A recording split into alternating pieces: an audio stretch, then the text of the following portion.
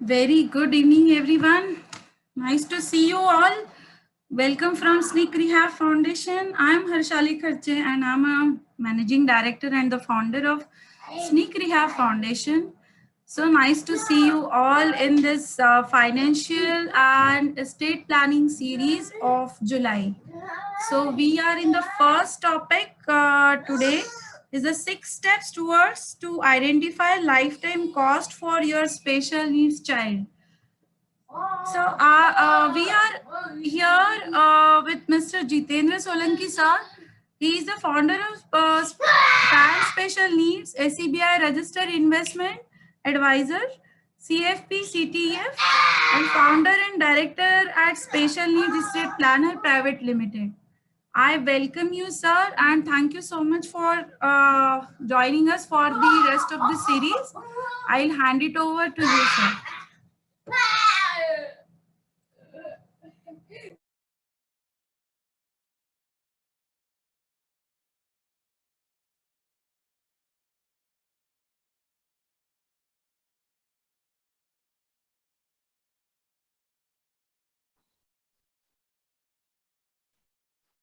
Okay, thank you.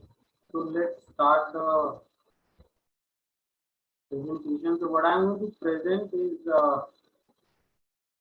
how do you identify the lifetime care cost? Most parents have this question. What is the amount of money you will require for a child, and we are not there. Whether the money is good enough to take care of the child financially for lifelong. That's a question we are answering.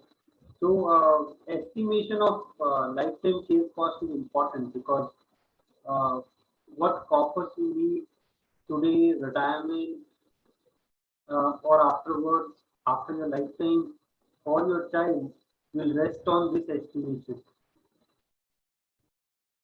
Yeah, I'm not going to go into. So, but before that, and this is the basis of all my work and all presentation, that it's important to understand the life stages. Well, that's how you start. If you understand the life stages well, then estimation becomes easier. Like this, we divided the life stages into five. Stage one is minority. Stage two is adult living at home. Stage three is adult when your child moves to an external environment like in a residential facility. Stage four is first stage and death, and stage five is second stage and death. And then the child lifetime.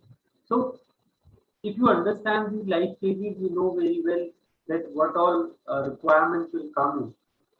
And some of the financial requirements, especially when you are identifying the lifetime care cost, is going to be derived from this life stages. For example, if you decide that the child is going to live in the same house, but the house will be modification, so when it has to be done. Uh, so similarly, there will be other aspects which you can think of, and when you understand this, when you know this life stages, the timeline of your child life stages, incorporating that into your estimation becomes easier. So 6 steps. How do you identify? First, estimate today's expenses and income sources. I'm talking more on numbers today because that's what we are trying to do. Estimate future expenses and income sources for the child. Decide on life expectancy of your child. I have put in this, though it's very difficult, to decide life expectancy. But then, when we are estimating the corpus, even for ourselves, when we want to estimate how much money I require for my retirement, we always estimate. After my retirement, these are the number of years I'm going to live. So for these number of years, I want a corpus which can sustain my expenses. Similarly, when you are estimating the lifetime care cost, deciding on life expectancy or assuming is important. Check inflation estimation, what inflation you want to take on expenses, then estimate your return on corpus. So whatever corpus or what is the lifetime care cost today, what the corpus today, how much return you can achieve on this corpus. and then calculate present value of all income and expenses.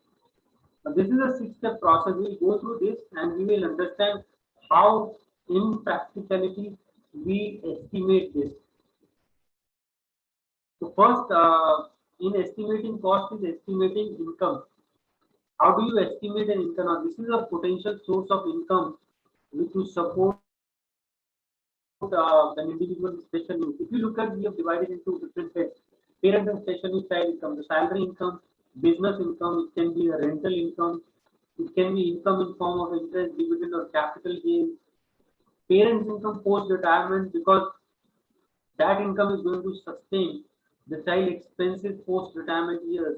Government schemes, if any, friends, family, relative support.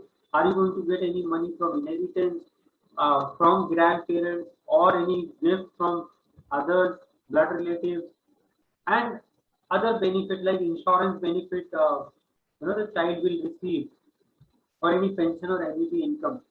Now, when you are estimating the source of income, so what is going to be received in future, that you have to estimate, and which is whether it's going to come to the child or for the trust. But whatever potential sources of income are, which you can estimate that these are the income sources that is going to be available for your child, estimating this is the first step. The second step is, so what are the factors to consider when you are looking at estimating the income? First, assess income coming to dependent directly, such as government pension, if any. Income should be accounted in budget when it will be actually received. So you have to account your income when it is actually received. So like future income, you count on, you cannot estimate the income today, but you will have to take the future income. Do not include income which you will receive in future, such as rental income from a house to be acquired in future. So do not include income uh, in your current estimation. So when you are estimating, estimate the future income with your future expenses. Do not include the income in today's expenses. Assess eventualities and emergencies to identify any seeds of income in future. So when you are estimating the income sources versus you are estimating the expenses, you have to estimate that can this income stop and at what time. For example, you estimate that this is a pension income or this is salary income which will be received, or any kind of income which you think which can come to the child. So for example, any investment income or any other income. So you have to assess eventualities and emergencies, that can this income stop in the future, or it can continue for lifetime. For example, when you have annuity, okay, annuity income, or if you are in government job, you have pension income, that is going to be lifetime. But there can be income which can fix tomorrow. So you have to estimate. So in practical, you have to estimate income accurately, how much you are going to, the child is receiving today, how much is going to receive in the future, and is there, when this income is going to stop, any future income which might start tomorrow, for example, any income which might start in after retirement, say a pension income and annuity income. So that way you have to estimate all income sources. Expenses, when you have to estimate the expense. Now I won't go into detail, but I'll just show you generally this is the expense chart which we use for special child. So like this is a expense worksheet: living expenses, day-to-day care, personal needs, schooling cost, cost for special equipment if any, health needs, medical requirements, therapies, medicine, social, recreational, and any miscellaneous expenses like insurance premium. So this is a special child expense sheet, and we have been saying, you maintain this separately for your child, and this is where why we say that you have to maintain it separately, because then only you can estimate what is the lifetime cost for your child. So you have estimated the income sources. Now estimate the expenses. If you are starting today, it might you might take time. Maybe you monitor it for 6 months, and then you would be able to know how much actually you are spending month on month. Factors to consider include all probable expenses for dependent, future costs, cost and support equipment which may arise. Determine today's value of all expenses. I'll come to this. If any expense is unclear, monitor it for few months to bring a near accurate assumption. As I was saying, you might be starting today, so you would not be knowing how much you spend separately on your child, or expenses might come up. For example, the child is living with you.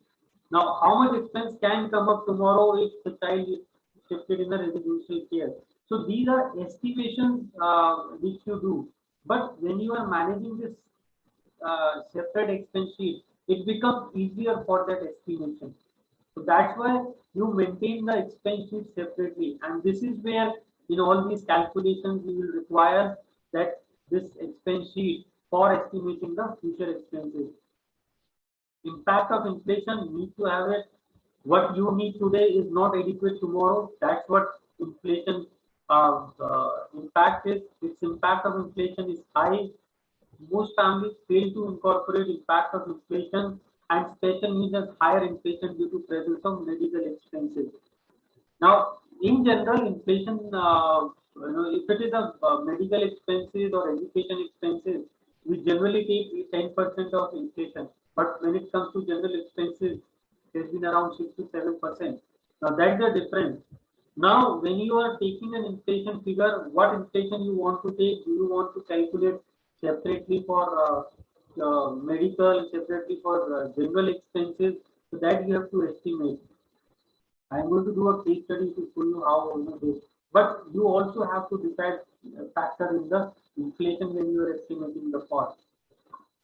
For example, 20,000 per month expense today will rise to 1.62 lakh per month in 30 years if you see the 7% inflation impact. So when your child is in minority, especially, and you are looking at next 40 years of his lifetime, in 20, 25, 30 years, his expenses will rise. And that's why factoring inflation is important. What inflation you want to take, what inflation you want to factor in, that's important. Some of the expenses, so expenses would be, some expenses are higher in the initial year, some expenses get reduced, certain expenses add on. So your inflation factors keep in a range. So when you are estimating, you estimate, you can estimate in both ways. Either you can take inflation separately or a general inflation like 7%. And if tomorrow inflation changes, inflation reduced, then you can change your plan. You can look at the change inflation and you can revise the estimation.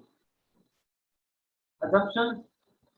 What are the assumptions you will need? Life expectancy, as I said, you will have to estimate income growth. So any income you are accounting today, right? At what growth is it going to increase? That's important to estimate uh, uh, the expenses for the child. For example, you have taken a pension income. Let's say after retirement, you have taken a pension income.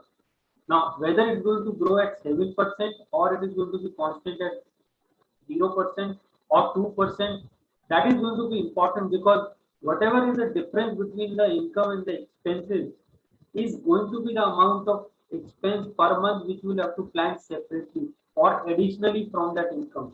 So your income growth estimation is important. Inflation, as I said, what rate of return on corpus. So whatever corpus you achieve, whatever corpus you have, at what rate it can grow, whether it can beat inflation or not. So that will also decide the sustainability of that corpus in the long term. And taxes, whatever income you are taking, so how they are going to be taxed? Are they tax efficient? You might end up paying 30%. Suppose it's an annuity income, or there are other income which can be taxed at a lower rate. So tax is also going to play an important part. So these are the assumptions you have to take when you are estimating, and that's why you have to do a periodic review to revise these estimations. So how do you estimate? You identify current and future expenses which may arise. So you look at future expenses also. So what are going to be expenses, till the lifetime of the child? That we have to estimate. Identify all probable sources of income. So whatever sources of income are, not now, but towards the lifetime of the child, how much that income is going to be today, tomorrow, in the future, that we have to identify. Estimate the present value of expenses. So the present value of expenses minus the income is going to receive. So uh, uh, uh, change or the difference is going to be the money you have to plan for.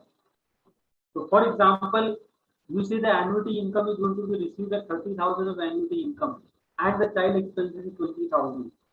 Now if this 30,000 is also going to grow at 7%, the 20,000 expense is also going to grow at 7%, then it might uh, be good enough to meet those expenses. But for example, 30,000 is the monthly income and 40,000 is the expenses. Now this 30,000 is also going to grow only at 2 or 3%, but your expenses are going to grow at 7%. Then that's the additional expenses of 20,000, 10,000 with an inflation of 7% for the lifetime of the child is what you are going to plan or going to estimate. So all these figures are important. Deduct all sources of income receivable and identify the shortfall, which is the purpose you have to provide for. Let me do a case study and help you explain better. So Swastik is a differently able child and 5 years old. Gaurav Swastik's father wished to estimate corpus required for his lifetime care. If he is not there, he assumes Swastik's life expectancy is 70 years. So in this case study, let's say the child life expectancy is 70 years. Instead of different inflation rate, he likes to assume inflation of 7%. So for an easier calculation, you can assume that the inflation is at 7%. But as I said, there are medical expenses also. So inflation may vary. So not aware of investment opportunities, so left assumption on return to his planner. He has allocated some asset at life insurance for meeting Swastik expenses in his absence. So there is already existing asset which is allocated. So now we are planning what additional money Gaurav requires. Now this is a detail of Swastik expenses. Living 1,500, day-to-day care assistant 4,000, schooling 5,000, health leave 5,500 on a monthly basis, social replacement 1,000. So total annual expenses 2,40,000. Or this is a 20,000 monthly expense today. So that means he's planning for 2,40,000 annual expense. Now there are two ways you can identify corpus or lifetime cost. One is perpetual annuity method, and second is the inflation adjusted corpus. Perpetual annuity method is I assume that this 2,40,000 is required for the complete lifetime of Swastik. Then this is the annual income which has to be generated. Then if I can generate a 5% return on my corpus, Gaurav need only 48 lakh rupees. But he can generate an 8% on the corpus, he needs on 30 lakh, which means this 30 lakh invested and an 8% return generated will provide 2,40,000 annual income for the lifetime of Swastik. But there are factors to consider. It is an easiest method to identify corpus required. Yes, very simple. A simple interest calculation like you do in LP can give you the corpus. Inflation is not factored in, so it's not the right method. It is not the right method because inflation is not factored in. But it is a bare minimum corpus. You can't have provision below this. And if following this method, if any parent wants to follow this method, then ensure that you review it every 3-4 years and work upon difference arising due to inflation. For example, why this method comes in? That your estimation is coming on a higher side, and sometimes you get amazed by the numbers you get. And generally, when you see high numbers, then you actually delay the planning, thinking that this is very difficult to achieve. In that case, the perpetual annuity method can help. That you start somewhere, start planning for it. Okay, your income will increase, your savings will increase slowly and slowly. You will cut down the differences. So you start with the perpetual annuity method, keep reviewing every 3-4 years, see the differences, work out how you can work towards that, reducing the difference. It just helps to avoid a huge shortfall. That's where this method helps. Second is the right method, and that's the actual method. So in this case study, if I have to estimate what is the amount of money in actual Gaurav would require, then Swastik age is 5 years, expectancy is 70, lifetime years is 65, inflation 7%. Gaurav can estimate an investment return of 9%, real return of 1.87%. The corpus required is 91 lakh. Estate to be left for the child. For example, he leaves 55 lakh, 15 lakh for the child. Today, that means additional corpus he requires is 76 lakh. So you can see 30 lakh there and 76 lakh there. This corpus will higher if I, investment returns I can assume a lower. Say if I assume an investment return of 8%, then this corpus will increase. So what investment returns you assume, that is going to tell you that what is the amount of corpus you require.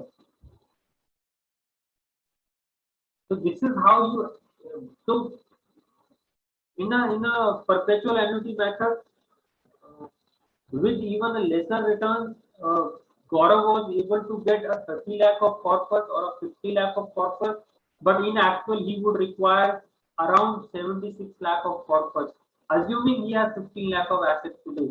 In actual, the requirement is 91 lakh, reaching almost 1 CR. So that is in actual requirement. So points to ponder: life expectancy can be higher or lower. That's where it can change. Difficult to estimate accurate expenses in early years of child life. Expenses are somewhat constant when the child is 20 years and above. We have seen, how the expenses vary. Initially, it's going to be higher, but once the child is in adult phase and you are working towards uh, specific skill for the child, then your expenses somewhat become constant, that you can easily estimate what is the monthly expenses. But in during the minority, it is very difficult to estimate the expenses very frequently. Inflation of child will vary with expenses. So there are medical transportation costs which rises higher than living costs. And most investment returns are variable. So your assumption will depend on asset allocation you choose. So these are the points you should look at when you are estimating the lifetime cost. We have built up an online calculator.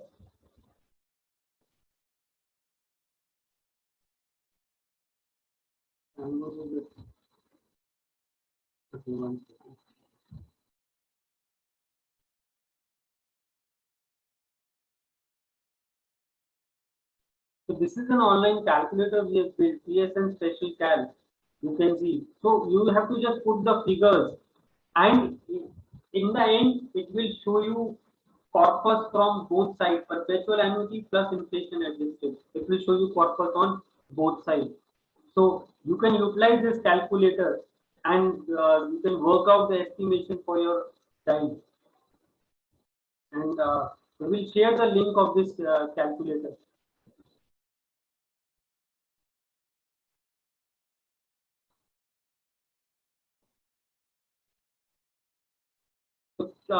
Create separate expenses chart, that is important. In the initial years, you will have to monitor expenses more frequently. If unclear, then take reasonable inflation rate for expenses. Treat income when it is going to be received. Adjust for miscellaneous expenses when driving the final corpus. For example, there can be trust management cost. So when you are deciding the final corpus, for your child, then there might be certain expenses over that. So that estimation you have to take. So when you are estimating, so when all income and expenses, you have to treat income, as I said, when it is going to be received. So inflation you have to decide, life expectancy you have to think on, and then you have to estimate these. But this is not a one-time exercise. You should review it periodically, because these are estimations which can change in the future, which will change your financial requirement. It can increase or it may decrease. Okay, this is the funding lifetime share cost. How you going to fund income received directly by special needs child, government benefit, wealth accumulation, life insurance, inheritance, and gift from families and relatives. So when and this is after once you have estimated, you have to estimate also, how you want to achieve that purpose. Okay, I won't go towards this. So that's on lifetime cost estimation. Uh, how you estimate the lifetime cost, and you don't have to put, work on all those numbers. We have given you the calculator. You don't have to just go to the calculator, put in your numbers. What do you think? How you are want to estimate. The calculator will give you the estimation of lifetime care cost of your child.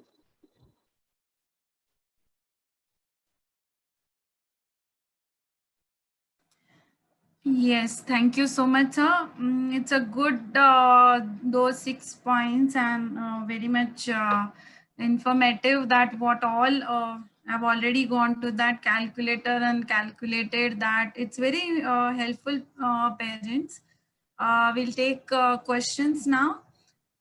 Can you please share the link? Okay, he's sharing. Any other questions? You can unmute and ask. Yeah, Jitendra sir, I have a question with regards to the asset class that you mentioned. So obviously, when I am actively monitoring my portfolio, for example, I can decide how much to allocate in which asset class. Could be equity, could be debt. Right. But when you are leaving behind, say, a corpus for your special needs child, he may not be able, which he may not be able to manage on his own in the future. What type of asset class do you normally see in your experience, or would you normally recommend? Okay. Because bank FDs would definitely not suffice. Yes, I do agree. And plus, the choice of asset allocation will vary when that asset allocation has an objective of achieving the accumulation, and the second is when the actual distribution has to happen. So there will be the change of asset class. Now, when you are looking at distribution, that is drawing the monthly income or meeting the expenses, then you don't look at these volatile asset classes, right? You can't invest in equity now and suddenly start generating an income from next month or next year. You will have to generally look at fixed income. Also, you need to look at the tax efficiency. The way, or the analysis we have done, mutual funds comes very close to generating a tax efficient monthly income, especially the debt mutual fund. Those are the funds we look at. There can be other options, considering the taxability of, the child on generating a monthly income. Tomorrow, some product might come in, right? So which can, form part of the monthly income. In general, I'm just giving you the plan. You have to plan certain income with a fixed income option, where you are certain of, with a fixed income. Major part you have to plan, you may have to look at mutual fund because they generate you a tax efficient income. So you have to put a combination. There is no single asset class where you can just invest and withdraw monthly income. So you will have to plan combination based on what is available at that point of time when you want to draw an monthly income. So like today, you don't have those tax-free bonds as of now, or you don't have any other bond which can generate monthly income. But if you talk about 3-4 years when the tax-free bonds came in, so those were the options available. But I'm not neglecting fixed deposits, but there has to be a certainty on certain portion of the monthly income. Mutual funds, the returns are variable, so the monthly income might vary, not to a very great extent, but still it will be, it will vary. So you have to look at combination of asset classes, but certainly the asset allocation strategy would change with respect to if you have to draw a monthly income right from the next year, or whether there's still 7 to 10 years down the line, and then you have to generate an income. Understood, sir. Thank you. Thank you very much. I just have one more follow-up question. Yeah. For accumulating the corpus, yeah, mutual fund, I fully take it that it is the way to go. For example, maybe when I'm down with my retirement, maybe 5-6 years or so, when I start planning into moving it into more secure asset classes with guaranteed more or less sort of predictable income or returns. Yes. So I understand from what I get is maybe it has to be a mix of maybe fixed income instruments like FDs also, and maybe it could be a combination of mutual funds such as debt or liquid funds, things like that. Would that be an acceptable mix? It can be, so see, I'm saying whatever strategy you draw, I have to look at what are the efficient means of, generating that monthly income.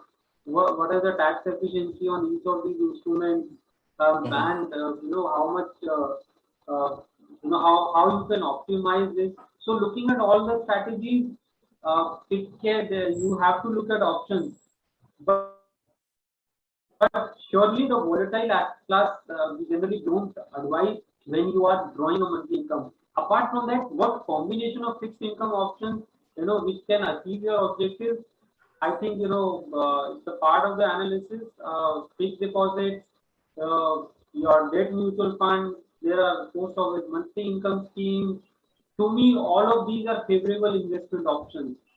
So you have to really look at what monthly income you need and how much you can, draw. Understood, sir. Thank you. Thank you very much.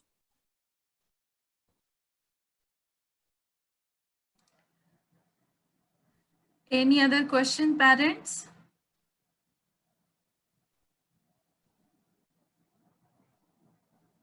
Yes, Ashok Shah, sir, you can unmute. Yeah. Good afternoon, Jitendra. Indeed. Just taking that question forward, what are the corpus you are going to leave behind for the child? It's for him also, it's going to be some 25, 30, 50 years. So what are the corpus, if you invest in a long-term horizon, why not equity itself, or equity mutual fund or whatever, which is in long-term, usually gives 10 to 15% return.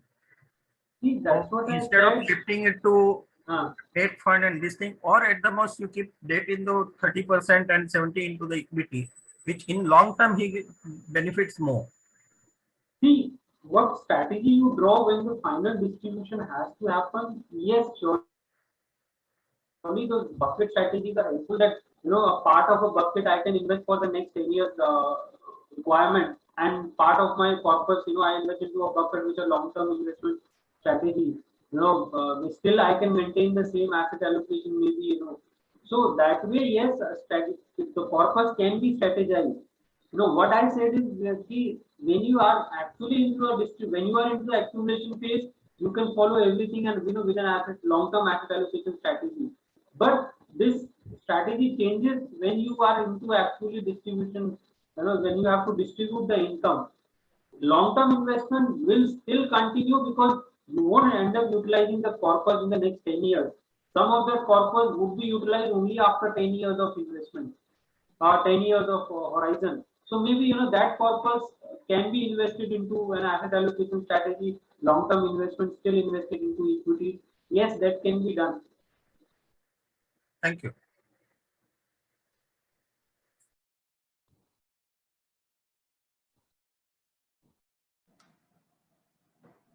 Yes, any other questions?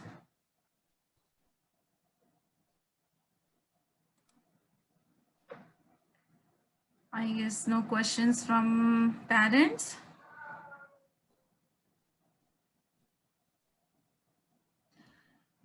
Okay, sir, then we will wrap up here because I think we have you have answered all the questions related to today's topic, and let's meet in Yes. next I session. think parents can go to the calculator, they can utilize it, they will be able to understand more. They can just put in the numbers, what you want to put in, and it will, give you the calculation. So you can utilize that calculator yourself. Yes, it is very easy actually, that calculator. I've also used it, and it's a very easy to use if you have certain numbers in your minds. Yeah, I think how to create trust fund. Is it related? How to create trust fund. So one is whatever corpus you are estimating, it is the fund which is going to go to the trust, which which will manage your child affairs. So this cost estimation exercise you do, and then the output you get from this is the amount of the corpus which is going to go. Now, how to build that corpus, there are different strategies. If you have, in the long term, you can invest with a monthly income or quarterly, and slowly you can build the corpus. But for immediate shortfall, you can always take the help of a life insurance tool, and you can have provision for if immediate in the near future, if any eventuality happens and the money has to, the trust has to be funded, then life insurance become an important tool. So you have to look at combination, your own investment for the long term, and second, these provisions like life insurance for meeting the shortfall in the immediate term. Yes, thank you, sir. Parents are asking recordings to be shared. Yes, we are going to share recordings on the YouTube channel. You can go on the SNCC Rehab Foundation YouTube channel. You can watch all the recordings of the webinars. Yeah, so next we are meeting on 9th July. Topic is retirement planning at 6 o'clock. Please do join. For that, Aditya Shah, you want to say something? Yeah. Yeah. Jitendra sir, Yes, Aditya. shall I do SIT? Yes, you can do SIP. Okay. Thank you so much. Thank you. Thank you so much, Aditya, for attending all our sessions. Great to see you. Okay, parents, we will wrap up today's session. Thank you so much, everyone. And thank you so much, Jitendra, sir. Thank you. We'll see you on 9th July. Bye-bye and good night, everyone. Bye, Bye-bye. sir. Bye.